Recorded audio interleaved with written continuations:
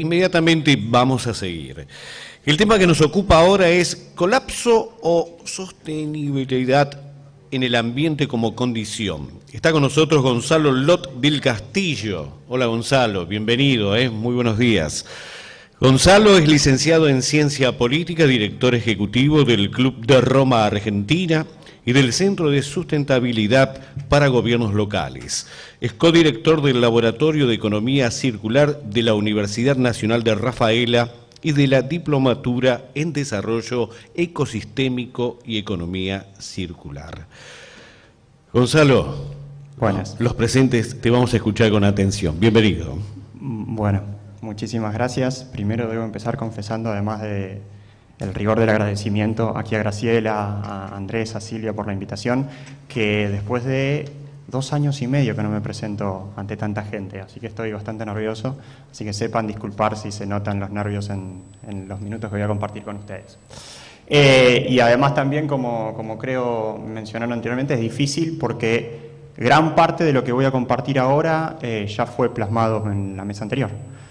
Así que voy a tratar de no redundar en datos que entiendo ya a la altura, primero cuando se hizo la encuesta y muchos de ustedes manifestaron que estaban muy involucrados en la temática de la sustentabilidad, entiendo que ya son verdades de perogrullo. Es decir, que todos ya sabemos el escenario que estamos enfrentando, todos sabemos que la ventana de oportunidad que tenemos para tratar de corregir el derrotero de la civilización industrial, al menos durante los últimos 200 años, esta parte es cada vez más acotada, y que muy probablemente el desenlace de este escenario, querramos o no decirlo, es un escenario de colapso. Y creo que hay que decirlo con la dureza que el término representa. Es un escenario de colapso. Ahora, quizás yo cambiaría el título de la ponencia y en lugar de colapso o sostenibilidad, yo diría que es colapso y sostenibilidad. Porque indefectiblemente ese mismo escenario de colapso que estamos atravesando, ya lo estamos viendo en los últimos 5 años, que se están acrecentando todos los impactos asociados a la crisis climática en particular, y no me remito solo a la crisis climática, sino a la crisis ecosistémica en términos generales, ya lo vamos a ver, sino que es una crisis sistémica, impacta en todos lados. Y ese mismo escenario de colapso es ni más ni menos lo que nos va a permitir, entiendo y espero, y creemos mucho de lo que estamos sumergidos en esta temática, emerger, resurgir, con una mirada de sostenibilidad. Y más que de sostenibilidad, ya vamos a ver si podemos criticar o no ese término desde su concepción originaria, una mirada de regeneración, una mirada, a nosotros nos gusta decir, de desarrollo ecosistémico. Porque indefectiblemente, y esto es una apreciación muy personal, yo creo que el término de desarrollo sostenible nació viejo o nació muerto. Básicamente porque no supo responder en el momento en que fue gestado a los desafíos que en ese mismo momento ya se hacían patentes. Les voy a compartir, insisto, algunas cosas que son verdades de perogrullo. Y esas verdades de perogrullo, si me funciona la presentación, no sé para dónde debería apuntar, ahí estamos, vamos para acá.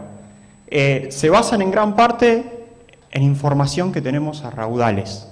Como nunca antes en la historia de la humanidad tenemos tanta y tanta información que se va duplicando cada 2 años, que lo único que hacen es reforzar lo que al menos de los años 70 tenemos con muchísima certeza y muchísima claridad.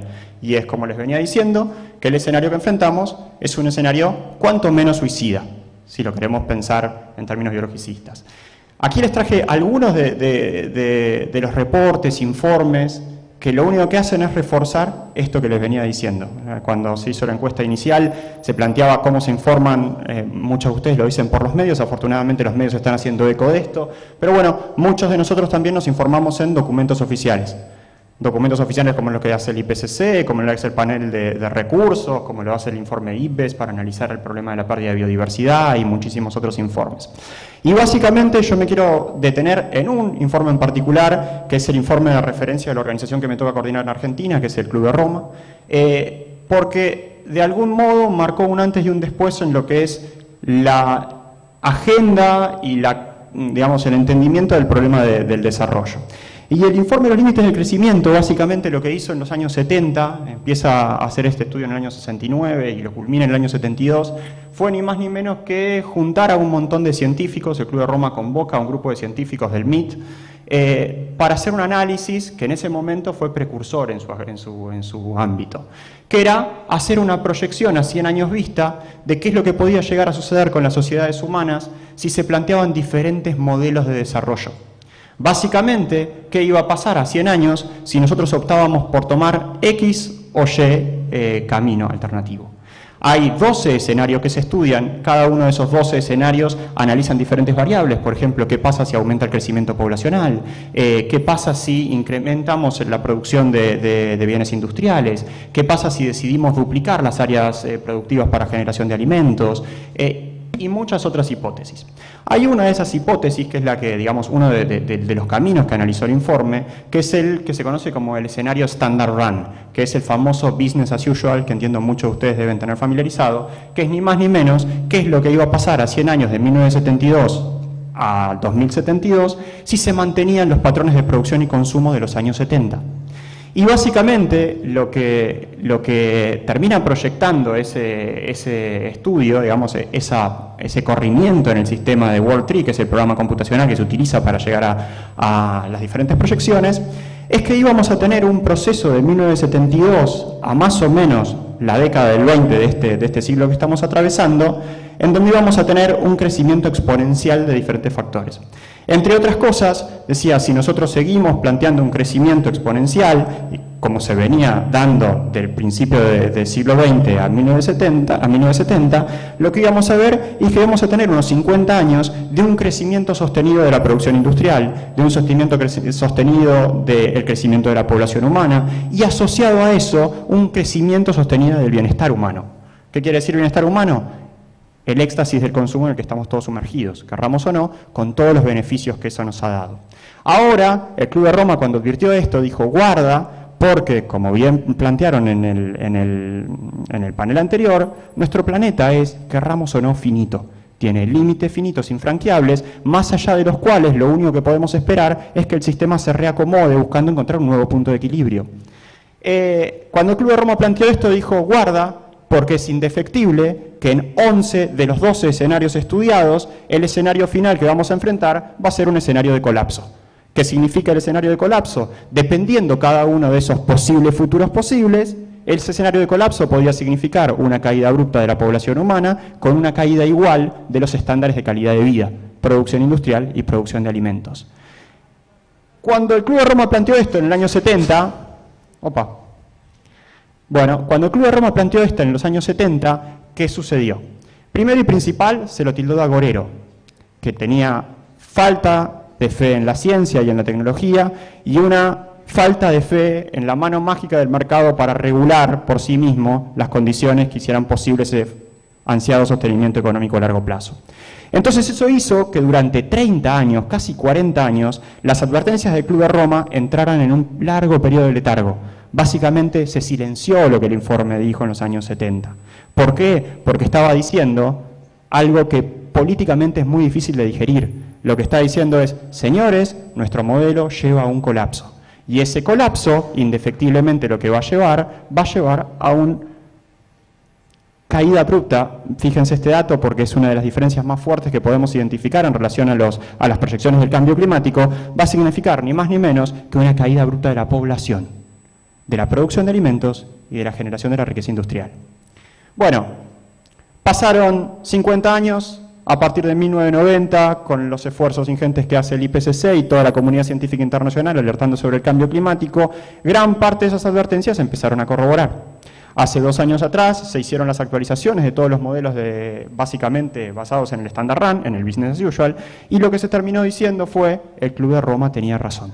Lo que se dijo en los años 70 lo estamos viendo incluso con peor impacto de lo que se proyectó en los años 70 en la actualidad. En materia de cambio climático, el tema que nos convoca también, esa misma información es lo que dicen los modelos climáticos. Básicamente, lo que se pensó a principios de los 90 que iba a pasar a partir de la década del 30, 40 o 50, lo estamos viendo desde inicios de este siglo. Entonces, ni los peores escenarios están o lograron acertar en el escenario que estamos enfrentando hoy en día. Pero bueno, hasta aquí parte de la realidad incontestable, de la misma realidad física que se nos impone a todos nosotros. La cuestión es preguntarnos por qué no pudimos, a pesar de tener tanta certeza científica, no pudimos tomar, digamos, el cambio de rumbo necesario para corregir nuestro derrotero. Y básicamente, en parte, estas son dos reducciones que yo quería compartir hoy, simplemente como un ejercicio de discernimiento para compartir y ver si nos ayudan a pensar modelos de desarrollo alternativo, básicamente por lo que están viendo aquí. Aquí tienen dos grandes tendencias en sistemas socioeconómicos y en los impactos de los sistemas, digamos, de los ecosistemas o sistemas de la Tierra. Y lo que plantean estos dos gráficos, que los pueden ver muy claramente, es que de 1950 en adelante, lo que se conoce como la gran aceleración, digamos, recordemos, contextualicemos históricamente, post Segunda Guerra Mundial, la cantidad de tecnología y fuerza dispuesta para conflictos bélicos se terminó volcando a la industria del consumo, y eso, entre otras cosas, permitió que muchos de nuestros indicadores con los que medimos el desarrollo, y ahí está bueno, otra de las cosas que planteaban para ver cómo definimos o no la idea de desarrollo y la idea de éxito, nos dieron tremendamente bien. Muy bien nos dieron estos indicadores. A tal punto nos dieron bien que era muy difícil poner en duda el éxito del sistema. Porque si se fijan aquí, van a ver que la población real prácticamente se triplicó de 1950 a la fecha, el PBI real creció en forma exponencial, y muchísimos de otros indicadores que ustedes pueden ver aquí, que pueden ser desde celulares, autos, viajes al exterior y lo que se puedan imaginar. Todos esos indicadores sobre los que en gran parte se funda y se sustenta nuestro modelo actual, dieron tremendamente bien. Dieron tan bien que cuando un informe en los años 72 viene a decir que esto va al colapso, lo único que se le puede decir es: no seas agorero ni nos vengas a huir la fiesta. Porque efectivamente nunca en la historia de la humanidad hemos tenido tanto progreso como se ha tenido durante los últimos 50 años. Ahora, ¿a qué costo? En parte, al costo de invisibilizar algo de lo que, entiendo, no es simplemente una variable más para pensar el desarrollo, sino que es fundamentalmente condición de posibilidad de desarrollo alguno. ¿Y qué es eso? Bueno, todo lo que pueden ver en el margen izquierdo de la pantalla. Básicamente, el impacto o la asociación directa que todos esos indicadores positivos sobre los que se funda nuestro sistema y sobre los que se valida nuestro sistema tuvo en las condiciones de posibilidad de estos indicadores. ¿Qué son? Las condiciones de los ecosistemas. Si se fijan, básicamente todos estos indicadores positivos tuvieron como correlato directo iguales crecimientos en indicadores que podríamos decir son netamente negativos. Por ejemplo, aumento de dióxido de carbono como principal emblema de cambio climático, pérdida de cobertura boscosa, acidificación de los océanos y muchísimos otros indicadores que, insisto, impactan directo sobre las condiciones de posibilidad de nuestra existencia en el planeta Tierra. Voy a aprovechar porque una de las cosas más importantes que yo quería destacar es que ya lo sabemos, y lo sabemos con muchísima claridad hace muchísimo tiempo. Se dijo anteriormente que es necesario que todo lo que estamos planteando esté validado en la ciencia, indefectiblemente. Necesitamos de la ciencia, necesitamos de la certeza científica para que nos ilumine el camino de las correcciones que tenemos que hacer. Pero guarda, porque esto es una apreciación personal, yo creo que no es tan necesario que nos fundemos únicamente en ese principio. ¿Por qué? Porque, como les digo, el conocimiento lo tenemos de los años 70.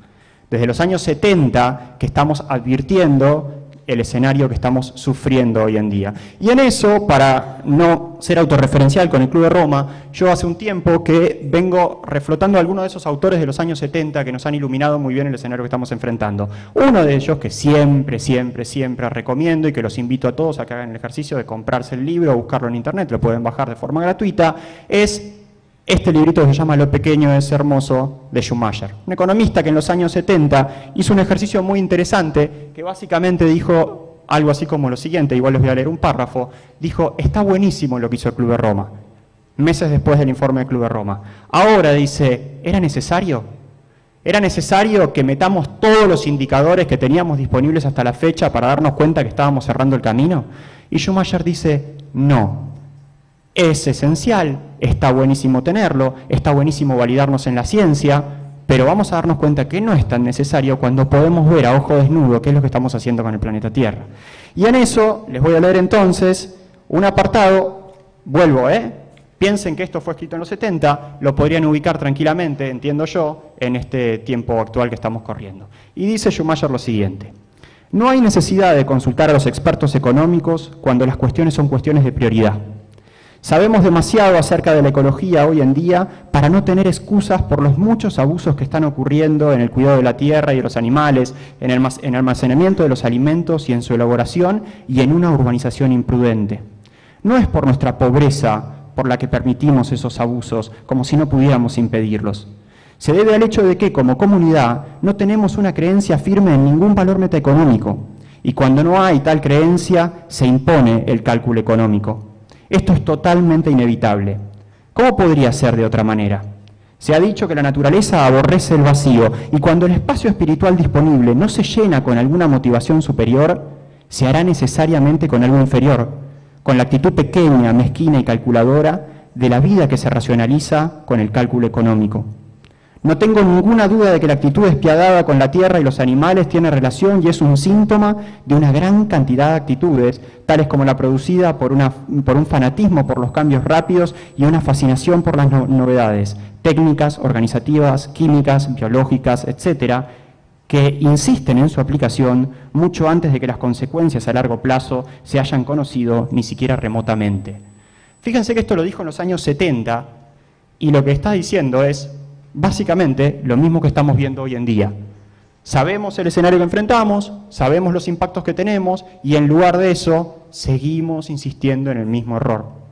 La cuestión es que de los años 70 esa parte, si se fijan y hacen el ejercicio, yo lo hago con un informe de IUCN que se llama, de WWF, perdón, que se llama Planeta Vivo, que desarrolló un indicador que básicamente va midiendo bianualmente cuál es el impacto que está teniendo las acciones humanas sobre los ecosistemas naturales. Y lo que en sus inicios dijo que estábamos dañando el 30% de los ecosistemas que permiten la vida sobre la Tierra, un par de años después fue el 40%, un par de años después fue el 45%, un par de años después fue el 60%, y para el año 2020 dice que el 65% de los ecosistemas que permiten la vida sobre la Tierra están siendo completamente degradados por las acciones humanas, y en el caso particular de América Latina ese número es arriba del 93%. 93% de las condiciones que facilitan la vida en la Tierra. Siempre me olvido donde tengo que apuntar.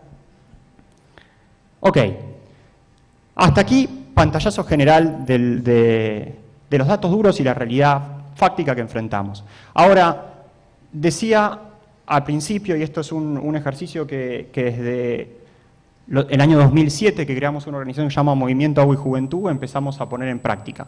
Y era básicamente plantear en realidad, a la luz de esto que les venía leyendo de lo que nos comparte Schumacher, que en realidad ninguno de los problemas que estamos enfrentando hoy en día en materia de cosificación de la naturaleza y destrucción de las condiciones de vida que la hacen tan rica, digamos, tienen su origen en una cuestión económica, ni siquiera en una cuestión tecnológica, ni siquiera en una cuestión política, ni siquiera en una cuestión institucional, sino que antes bien, y muchísimo más importante, tiene su origen fundacional en un problema tanto racional como filosófico. Y que ese problema racional y filosófico, desafortunadamente, en la gran mayoría de los casos, no entra ni siquiera en debate.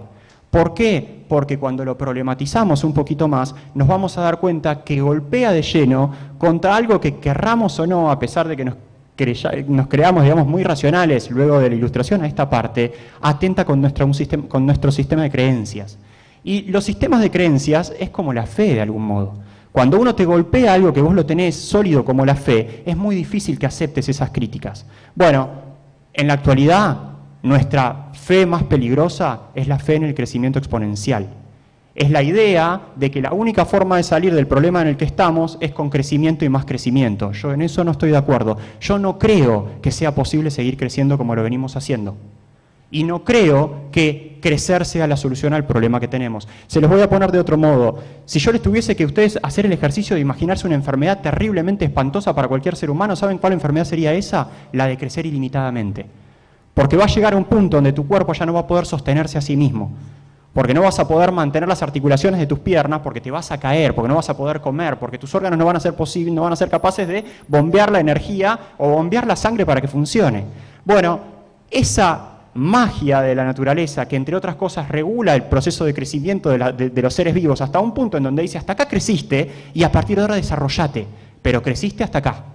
No seguís creciendo indefinidamente. Si seguís creciendo indefinidamente, lo que tenés es un tumor.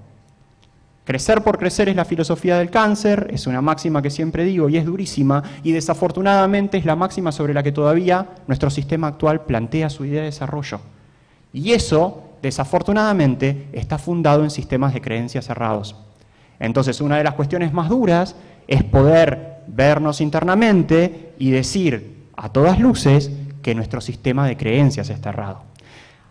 Sistema de creencias se funda sobre principios cosmológicos y sobre principios filosóficos. Gran parte de esos, como les digo, no se critican, ni siquiera se hace el ejercicio de problematizarlos en grandes ámbitos de negociaciones internacionales. No existe esto, existen bonos de carbono, existen tecnologías limpias, existen lo que quieran, pero no existe la problematización de fondo, al menos una apreciación personal, del problema que estamos enfrentando. Pero, ni siquiera, digo más, el problema es tan profundo como la necesidad de cambiar nuestro sistema cosmológico, que sabemos eso es muy, muy, muy complejo y ya vamos a tratar de ver, sino que también tiene una base de corte racional, de una inconsistencia tremenda. En parte ya se planteó anteriormente, que es una de las conclusiones del informe de los límites del crecimiento, que básicamente lo que dice es completamente estúpido y irracional pensar que vos podés crecer infinitamente en un planeta que tiene recursos finitos. Ahí ya tenés un problema de corte racional. Entonces, nuestro sistema actual, fundado en la racionalidad, de la ilustración a esta parte, que se cree que es capaz de racionalizar y entender científicamente todo lo que hacemos, está incumpliendo una de las leyes básicas de los principios de la termodinámica. No entiende que cuando vos transformás materia y energía y en ese proceso de transformación disipás parte de esa materia y energía, indefectiblemente lo que estás haciendo es incrementando tu proceso entrópico. Estás aumentando la capacidad o la velocidad con la que eventualmente vas a llegar a una muerte térmica. Y en términos del problema racional, ¿qué implicaría esto? Bueno, básicamente lo siguiente. Objetivo de desarrollo sostenible, entiendo aquí todos los conocemos muy bien, y todos estamos de acuerdo en que esta forma de plantear los objetivos de desarrollo sostenible es no solamente éticamente deseable, sino que incluso hasta racionalmente es correcta. Entonces tenemos 17 objetivos de desarrollo sostenible, los cuales todos tienen un peso relativo y todos los tenemos que alcanzar de igual modo. Y esta forma de plantear los objetivos de desarrollo sostenible, si bien entiendo y comparto, creo que en realidad tiene una falencia racional de base. ¿Y cuál es esa falencia racional de base? Bueno, básicamente que aunque todos los objetivos de desarrollo sostenible son muy importantes, lo cierto es que no todos tienen la misma importancia objetiva. ¿Por qué? Por lo que les decía anteriormente, algunos de estos objetivos son más importantes que otros, porque algunos de estos objetivos son condición de posibilidad de los otros. ¿Y cuál es el problema? Volviendo al anterior, cuando les mostraba los indicadores de éxito de nuestro sistema, que si se fijan, este es un gráfico que muestra más o menos cómo venimos haciendo a escala global, alcanzando los objetivos de desarrollo sostenible a nivel planetario, nos vamos a dar cuenta que en todos los que son los indicadores de la izquierda, que son los indicadores de desarrollo humano, tan mal no estamos.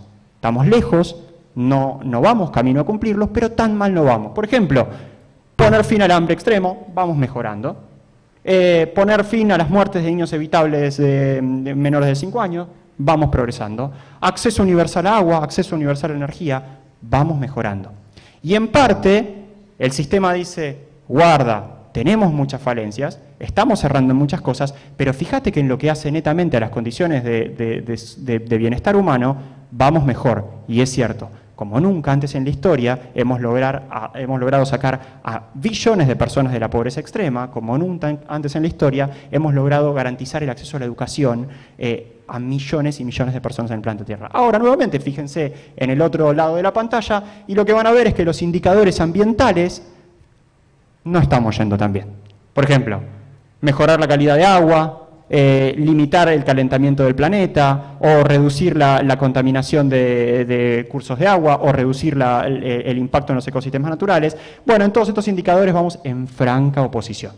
Nuevamente, el sistema dice, sí es cierto, en esto lo estamos pifiando, pero en esto tan mal no estamos. ¿Cuál es el problema racional de fondo de esto? Bueno, básicamente, que si se fijan, como les digo, hay algunos objetivos que están asociados al éxito de otros objetivos. ¿Y cuáles son los objetivos? Bueno, todos los objetivos que hoy en día se están utilizando para sostener nuestro modelo y decir que tan mal no estamos, son dependientes de otros objetivos en los que actualmente estamos fracasando rotundamente. Entonces, los objetivos de desarrollo sostenible, en lugar de plantearse como deberían plantearse, a mi juicio, deberían plantearse de este modo. O sea, en la base, todos los objetivos que están asociados al sostenimiento de las condiciones de posibilidad del planeta Tierra y de las sociedades humanas como parte de ese planeta Tierra. Es decir, todos los objetivos vinculados a la salvaguarda de la biosfera y, en última instancia, todos los objetivos en los cuales estamos teniendo un escenario paupérrimo y de fracaso rotundo, a pesar de algunos éxitos muy tibios que, a la luz del escenario que estamos enfrentando, todos sabemos que no alcanza.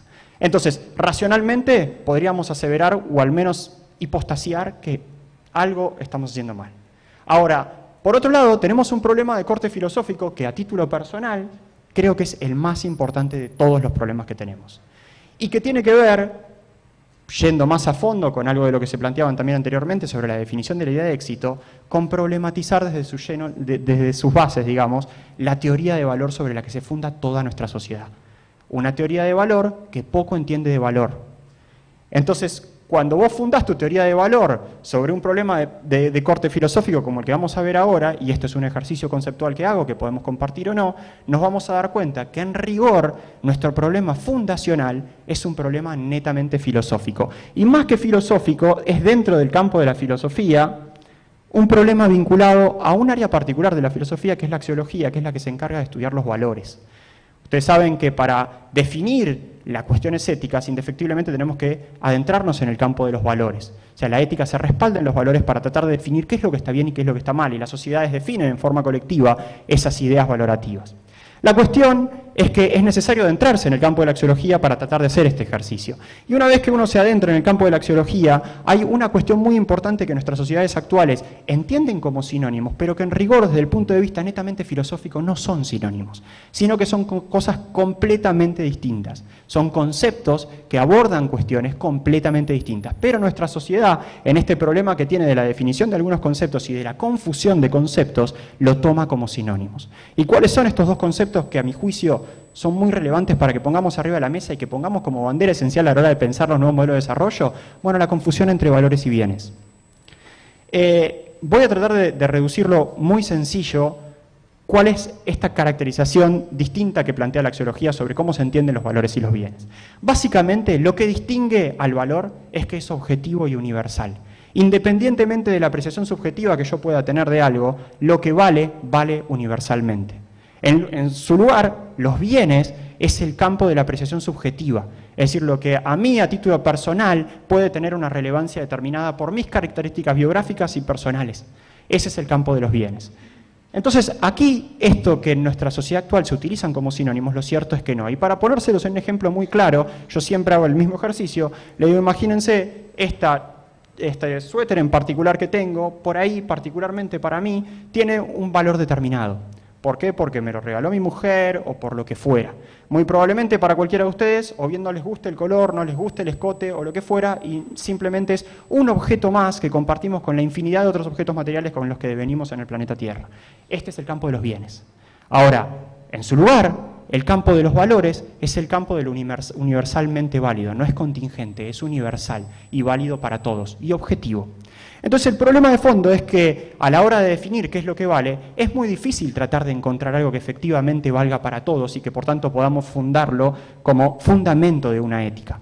Ahora, a diferencia de los bienes, lo que tenemos que tratar de encontrar entonces es si hay algún tipo de valor que sea universalmente válido. Y cuando digo universalmente válido no me refiero únicamente para nosotros seres humanos, sino para todo lo que vive y habita el planeta Tierra. Y bueno, ¿qué hay más común, universal y válido que las condiciones de posibilidad que habilitan la vida en el planeta Tierra? Este ejercicio inicialmente lo planteamos fundamentalmente con el tema del agua. Había hecho un ejercicio cuando creamos esta organización que les digo que era una organización de jóvenes llamada Movimiento Agua y Juventud. Y la hipótesis de base era que hablar de agua era necesariamente lo mismo que hablar de ética. Y para llegar a esa conclusión había que hacer este ejercicio conceptual. ¿Por qué? Porque el agua, independientemente de que para mí, Gonzalo, tenga un valor específico porque me guste bañarme en verano, o para cualquiera de ustedes, por el motivo que fuera, regar sus plantas, lavar el auto, lo que fuera, es universalmente válido para todo ser vivo. Así, una persona, una planta, un animal, absolutamente todo ser vivo necesita del agua para vivir. Por eso Tales de Mileto, en el nacimiento, digamos, del pensamiento filosófico, aseveró que lo primero es el agua, porque el agua es la primera condición de posibilidad de toda la existencia. Por tanto, si el agua es algo común a todos y que todos podemos, además de tener una apreciación subjetiva de ese bien en particular, reduciéndolo a bien, podemos aceptar universalmente que vale para todos, entonces el agua es condición de posibilidad y por tanto el agua es puro valor. Entonces, este ejercicio de valores y bienes es súper indispensable a la hora de pensar la problemática ambiental. Y este mismo ejercicio de valores y bienes lo podemos tomar, si le pego acá, a otra forma de entenderlo de un modo distinto. Los valores son fines en sí mismos y los bienes son medios para satisfacer otros fines. Entonces, el campo de la naturaleza como condición de posibilidad, vuelvo a lo anterior, como condición de posibilidad de todo lo existente y de todo lo vivo, es el campo de los fines. Todo lo demás es el campo de los medios. Los medios pueden ser medios para conseguir otros fines. Ahora, nuestra sociedad nuevamente confunde valores con medios, valores con bienes, medios con fines. Y en ese proceso de confusión, el problema de fondo más grave es que es muy difícil moverse en el campo de la ética. Por el campo de la ética es el campo de los valores y es el campo de los fines en sí mismo. Perorata conceptual, digamos, para tratar de validar esto, lo cierro del siguiente modo. Fíjense cómo nos referimos nosotros a la naturaleza que nos rodea. Cómo nos enseñan a nosotros en la escuela a trabajar y a vincularnos con la naturaleza. La naturaleza entendido como recurso natural. No solamente podemos extrapolar esto a la naturaleza, sino que incluso lo podemos hablar cuando nos referimos en los ámbitos laborales a los recursos humanos. ¿Y qué son los recursos sino medios para satisfacer fines? Cuando vos, algo que es un fin en sí mismo, lo reducís únicamente a medio, indefectiblemente perdés el sendero de la ética. Y cuando perdés el sendero de la ética, te es muy difícil definir un camino en el cual, digamos, funciones de modo ético. Parece baladí, parece, digamos, conceptualmente complejo, pero realmente yo creo que el problema de fondo, primero y principal que tenemos es este. Hemos hecho a lo largo de 200 años de una racionalización que nos permitió muchísimos éxitos, muchísimos beneficios. Estamos todos de acuerdo, el hecho de que estemos aquí conectados hoy, que podamos acceder a teléfonos celulares, a la salud como nunca antes y demás, son beneficios indudables que no hay que poner en tela de juicio ni muchísimo menos. Pero veamos que hemos perdido en el camino. Y probablemente en el camino, entre otras cosas, lo que hemos perdido es la posibilidad de definir un desarrollo humano integral y no un crecimiento reducido únicamente a una cuestión vinculada a bienes económicos y nada más que eso. En términos de la naturaleza, a mí me gusta decir que la naturaleza logra funcionar per se de un modo ético. ¿Por qué? Básicamente porque hay algunos principios que regulan el funcionamiento de la naturaleza que a lo largo de sus 4.000 y pico de millones de años ha logrado generar como principal subproducto de su desarrollo, ¿saben cuál? La diversificación de la vida. O sea, el principal subproducto o el principal indicador de éxito de la naturaleza es ni más ni menos que la diversificación de la vida. De los primeros organismos unicelulares que aparecieron hace unos 4.000 millones de años a la actualidad, la naturaleza ha sabido, gracias a esos principios que regulan su funcionamiento, diversificar la vida y permitirnos que hoy convivamos con más de 10 millones de especies de animales, vegetales e insectos. Ese es el principal indicador de éxito que utiliza la naturaleza. Y como la vida, al menos creería que todos estaríamos de acuerdo en esto, es un valor en sí mismo, todos podemos decir que la vida vale en sí mismo, y como les digo, el campo de la ética requiere fundarse sobre principios valorativos, el indicador de éxito de la naturaleza es un valor en sí mismo. Y al ser un valor, el indicador de éxito de la naturaleza, lo que podemos decir es que la naturaleza logra funcionar de un modo en el que deviene éticamente. La naturaleza deviene éticamente porque continuamente diversifica la vida y la vida es valor. Ahora, ¿por qué entonces, a partir de todo este desarrollo y esta racionalización conceptual que nos permite también el crecimiento de la racionalización de las sociedades humanas actualmente, podemos decir que nuestra sociedad es completamente antiética? Bueno, básicamente, fíjense, podemos decir que nuestra sociedad es antiética porque básicamente a partir de 1950 en adelante, como les digo, el crecimiento exponencial de la gran aceleración y todos los beneficios en términos económicos, materiales y demás, nuestro crecimiento exponencial de lo que quieran ha ido y ha sido directamente proporcional a la extinción de animales, vegetales e insectos en el planeta Tierra. Nuestro desarrollo atenta contra la vida. El informe de IPBES dice que hay 1 millón de especies en riesgo de extinguirse producto de las acciones humanas. 1 millón de especies.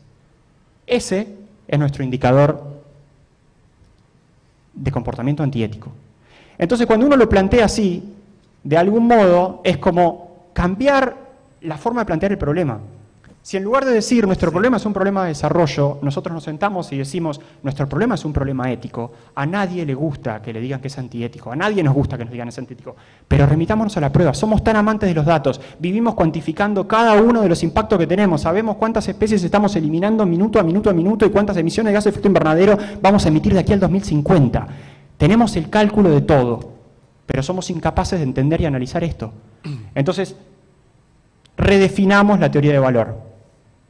Y ahí hay un problema de fondo muy grande que plantea el autor de Los límites del crecimiento en una entrevista que le hicieron que me pareció muy buena. Dicen, ¿sabes cuál es el problema más grande? Es que cuando vos definas indicadores correctos y vayas a utilizarlos para comunicarlo públicamente, la sociedad no va a entender que son indicadores de éxito, porque sigue macheando con indicadores de éxito que están errados. Ya, al menos en el ámbito en el que me muevo yo, sabemos que el PBI es un indicador completamente perimido, que ya no sirve para nada, y sin embargo lo seguimos utilizando como indicador para medir el desarrollo. Lo cierto es que el PBI poco entiende de valor. Poco entiende de valor. Nuestro problema es un problema ético. Nuestro problema es un problema de valores. Nuestro problema está fundado en una teoría de valor completamente errado. Y si no problematizamos eso, si no ponemos en jaque nuestra teoría de valor y fundamos una nueva, difícilmente salgamos del atolladero en el que estamos. Yo hoy me planteo como pesimista en ese sentido. No digo que no vaya a suceder, va a suceder, indefectiblemente, con el tiempo van a cambiar. Ahora, a la luz de las anteojeras que utilizamos para seguir tratando de corregir nuestro derrotero, pienso que vamos a un colapso. ¿Lo podemos modificar? Definitivamente. ¿Por qué? Porque una de las características principales del ser humano es su infinita potencialidad para hacer lo que quiera. Ahora, para hacer eso, tenemos que problematizar cosas que, entiendo, no se problematizan. El crecimiento por el crecimiento es la filosofía del cáncer. Indefectiblemente, tenemos que pensar modos distintos de redefinir el desarrollo. Voy a terminar muy brevemente con dos, si me permite Graciela, que ya me está marcando que se me va el tiempo, dos detalles muy, muy sencillos. Primero y principal, el problema es un problema cosmológico que requiere redefinir desde su base la idea de desarrollo. En parte de eso, no lo ubico yo, lo ubican muchos autores que han planteado esto durante muchísimo tiempo, tiene que ver con un proceso muy profundo de escisión, de separación del vínculo del ser humano con la naturaleza. En algún momento, dice Sábato, hemos optado por hacer un corte muy profundo en la unidad del cosmos, y en esa ruptura que hemos hecho hemos separado por un lado al hombre, y por el hombre, el humano, y por otro lado a la naturaleza. Y en ese proceso lo que hemos hecho es, en gran parte, haber olvidado el funcionamiento de algunos principios rectores que regulan ese funcionamiento de la unidad. Nos hemos escindido y hemos reducido a la naturaleza únicamente a fuente de materia y energía. ¿Cuál es el problema fundacional de eso? Que, aunque conceptualmente nos hayamos escindido, lo cierto es que vos no te podés escindir de la naturaleza. El ser humano y la naturaleza es la misma cosa. Somos uno con la naturaleza, querramos o no. Vos no podés imaginarte por fuera del planeta y la Tierra que te sostiene. Entonces, entre otras cosas, hay que ver si es posible buscar senderos que nos permitan volver a la unidad. Voy a cerrar planteando que yo creo que sí, que es muy posible, que de hecho las ideas actuales sobre las que se sostiene nuestro sistema actual tienen apenas unos 200 años, y que si se ponen a pensar eso en la historia de la evolución del pensamiento humano es la nada misma. De 4.000, 5.000 millones de años, 5.000 años de evolución cultural, digamos, apenas 200 años son los que han equivocado tan drásticamente el camino y nos han llevado a este derrotero actual. 200 años. Si en 200 años hemos creado algunas ideas muy equivocadas, muy tranquilamente las podemos corregir. Y en parte, esas ideas que se pueden corregir ya han sido también planteadas por algunas cosmovisiones y algunos autores espectaculares con los que yo me gustaría cerrar hoy. Esta es una en particular, simplemente no como idea, digamos, naif de volver a un estado de naturaleza que no vamos a volver, definitivamente no ese es el camino, sino simplemente para que podamos imaginar y vislumbrar que hay infinidad de cosmovisiones distintas que han evolucionado en el planeta Tierra igual que lo que ha evolucionado en nuestra cosmovisión. El problema, y me detengo ahí a hacer un pequeño paréntesis, es que nuestra cosmovisión y nuestra visión del mundo racionalista, tecnocrática, instrumental, ha logrado avasallar muchas otras cosmovisiones. Y parece que fuera la única imperante y la única posible de existir. Y lo cierto es que no. Es un sistema de creencias como cualquier otro que podemos problematizar y podemos modificar. En los años, fines de los años del 1800, en pleno auge del crecimiento exponencial de la cultura americana, el presidente Pierce de los Estados Unidos, insisto, en pleno desarrollo de la cultura americana, tiene que tomar tierras en diferentes estados de Estados Unidos. Y entre ese proceso de adquirir esas tierras, como eran civilizados, le dice a una tribu Seattle en Estados Unidos que ellos querían comprarle las tierras a esta tribu y que no se la querían sacar por la fuerza, más allá de que podían hacerlo si quisieran. Dicen, no, somos civilizados, queremos incluirte a vos en nuestro modelo de desarrollo, por lo cual te queremos comprar tus tierras. Y el jefe Seattle le dice que no, que definitivamente él no les puede vender la tierra porque la tierra no es una mercancía y que lo que está ahí, y que lo que habita y cohabita con todos los otros seres con los que convive su comunidad, no es un bien fungible y no lo puede vender. Entonces el presidente Pierce le dice, mirá, o me la vende eso, te saco patadas. Entonces el muchacho le dice, bueno, obviamente soy indio, no soy sonso, te voy a vender la tierra. Pero escribe una carta, que en realidad esto después se transformó en una película y hay versiones cruzadas sobre su originalidad, pero que es muy importante por el mensaje que transmite. Y yo hago un recorte muy vinculado al tema de agua, que es con el que inicialmente me vinculé a esta carta, que refleja muy bien el escenario que estamos enfrentando. Entonces le dice, sí, te voy a vender las tierras, y le dice lo siguiente, en una carta más extensa que la pueden encontrar en todos lados. Se te la vendo, pero el agua centelleante que corre por los ríos y esteros no es meramente agua, sino la sangre de nuestros antepasados. Si os vendemos estas tierras, tendréis que recordar que ellas son sagradas y deberéis enseñar a vuestros hijos que lo son, y que cada reflejo fantasmal en las aguas claras de los lagos habla de los acontecimientos y recuerdos de la vida de mi pueblo. El murmullo del agua es la voz del padre de mi padre. Los ríos son nuestros hermanos, ellos calman nuestra sed. Los ríos llevan nuestras canoas y alimentan a nuestros hijos. Si os vendemos nuestras tierras, deberéis recordar y enseñar a vuestros hijos que los ríos son nuestros hermanos y hermanos de vosotros. Deberéis en adelante dar a los ríos el trato bondadoso que daréis a cualquier hermano. Un párrafo más adelante, entendiendo que esto iba a caer en oídos sordos, agrega, su insaciable apetito devorará la tierra y dejará tras de sí solo un desierto. No lo comprendo. Nuestra manera de ser es diferente a la vuestra. No es necesario cerrar con el hecho de que 200 años más tarde lo que estamos viendo es ni más ni menos que esa previsión, esa advertencia hecha realidad. Me quedaba uno más, y sí voy a cerrar, para que no quede únicamente con la idea de que esto lo planteamos desde los pueblos originarios, sino que, como les digo, con la lectura de Schumacher y con muchas otras lecturas que hay sobre esto, Ernesto Sábato es otro, y hay muchos otros autores que han planteado esto, nuestro propio pensamiento filosófico, cultural, histórico ha desarrollado alternativas y continuamente lo hace. Básicamente, ¿por qué? Porque, como les digo también, la característica esencial que hemos olvidado es la capacidad de conjeturar el mundo y de conjeturarlo de un modo completamente bello. Y esto es tarea de la filosofía, es tarea de la poesía, es tarea del arte y es tarea de saber escuchar eso y poder permitirse que esas palabras y esas ideas reboten donde tienen que rebotar.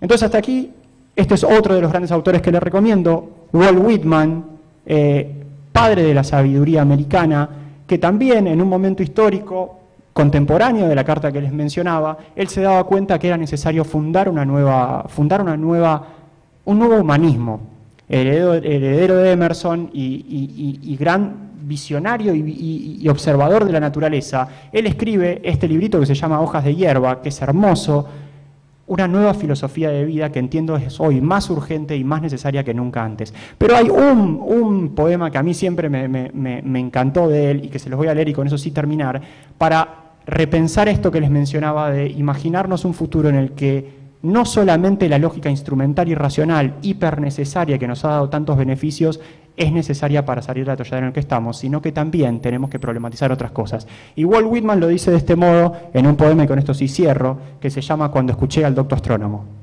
Cuando escuché al docto astrónomo, cuando me presentaron en columnas las pruebas y guarismos, cuando me mostraron las tablas y diagramas para medir, sumar y dividir, cuando escuché al docto astrónomo discurrir con gran aplauso de la sala, que pronto me sentí inexplicablemente hastiado, hasta que me escabullí de mi asiento y me fui a caminar solo, en el húmedo y cálido aire nocturno, mirando de rato en rato, en silencio perfecto a las estrellas. Así que bueno, con eso sí termino y muchísimas gracias y perdón la extensión. Muchas gracias, Gonzalo, gracias por participar en esta jornada y será hasta la próxima.